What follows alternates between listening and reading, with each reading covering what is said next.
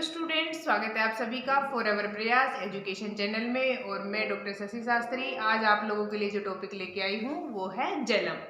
देखिए, छोटी क्लासों में आपको प्रोजेक्ट वर्क में या फिर हॉलीडे होमवर्क में ये टॉपिक मिलता है। आपको यहाँ निबंध नहीं, सिर्फ आपको ये टॉपिक है जलम और इसके ऊपर 10 सेंटेंस या 10 वाक्य यहाँ लिखने हैं संस्कृत भाषा में। यहाँ मैं आपको संस्कृत भाषा में आसान शब्दों में 10 वाक्य बताऊंगी जो कि आपके एग्जाम के पॉइंट ऑफ व्यू से बहुत ही इंपॉर्टेंट है। तो चलिए शुरू करते हैं। जलम। सबसे पहले अगर हम पहले टॉपिक की बात करें तो वो आता है अस्माकं शरीरस्य कृते जलस्य महत्वम् अस्ति, यदि अस्माकं शरीरे जलस्य अभावः अस्ति तर्हि वयं जीवितुं न शक्नुमः। जैसा कि स्टूडेंट्स आप सभी जानते हैं कि जल यानी कि पानी का हमारे जीवन में बहुत अधिक महत्व है, तो वही बात यहाँ बताई है अस्माकं शरीरस्य कृते, हमारा जो शरीर है उसमें जल का बहुत ही महत्व है। यदि अस्माकं शरीरे जलस्य अभावः अस्ति, यदि अस्माकं हमारे शरीरे शरीर में जल का अभावः अस्ति, कमी हो जाती है या अभाव हो जाता है, तर्हि तो वयम जीवितुम न शक्नुमः, वयम हम सब जीवितुम न शक्नुमः, जिंदा नहीं रह सकते हैं। यहाँ ये पहले सेंटेंस में आपको बताया है कि हमारे शरीर में जल का बहुत अधिक महत्व है। यदि हमारे शरीर में उस जल का या उस पानी का अभाव या कमी हो जाती है तो हम जिंदा नहीं रह सकते हैं। वयम यत् भोजनम खादामः तस्य पचने जलम सहाय्यं करोति, कि वयम हम सब यत् जो भोजन खादामः खाते हैं, तस्य उसको किसको, उस भोजन को पचाने के लिए जलम सहाय्यं करोति, जल है वो सहायता करता है।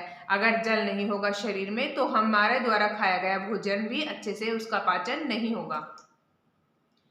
अगला पॉइंट है जलस्य उपयोगम कुर्मः वयम सर्वे स्वगृहस्य शोधनार्थम पात्र प्रक्षालनार्थम स्नानार्थम इत्यादिषु, कि जो जल है उसका उपयोग हम सब अपने घरों में करते हैं और अपने स्वगृह से, स्व यानी कि स्वयं के घरों को शोधनार्थम साफ सफाई करने के लिए, पात्र प्रक्षालनार्थम कपड़े या फिर बर्तन वगैरह धोने के लिए, स्नान इत्यादि करने के लिए हमें जल की आवश्यकता होती है या जल का हम उपयोग करते हैं।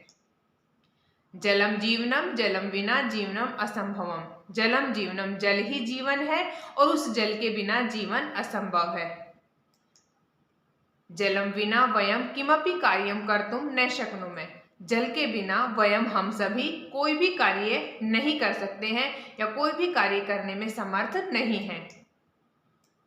अगला पॉइंट है पृथ्व्याः 75% जलम भवति परंतु केवलम 3% पेयजलम अस्ति, कि जो पृथ्वी है, हमारी जो धरा है, वसुंधरा है, उसके ऊपर 75% जल है, लेकिन केवल 3% जल का ही हम उपयोग कर सकते हैं, या जिसको हम पेयजल कहते हैं वो 3% जल होता है। जलम मनुष्याणां कृते आवश्यकं नास्ति अपितु सर्वेषां पशूनां पक्षिणां वृक्षाणां वनस्पतीनां च कृते आवश्यकम अस्ति, जो जल है या पानी है वो न केवल मनुष्यों के लिए ही आवश्यक है अपितु सभी पशुओं के लिए, पक्षियों के लिए, वृक्षों के लिए, वनस्पतियों के लिए भी बहुत ही आवश्यकम अस्ति, बहुत ही आवश्यक है या महत्वपूर्ण है। जलस्य बृहत्तमा स्रोतः सरोवरा वर्षा च सन्ति, जल के जो बड़े स्रोत हैं, जिस प्रकार से सरोवर यानी कि तालाब, वर्षा च सन्ति और वर्षा है। द्रवः ठोस वायुस्थ वाष्प अदृश्य इति त्रय प्रकार सन्ति, जो जल है उसके यहाँ 3 प्रकार बताए, द्रव, ठोस और वायु में स्थित वाष्प के रूप में 3 प्रकार से हमें जल प्राप्त होता है या जल के 3 प्रकार होते हैं।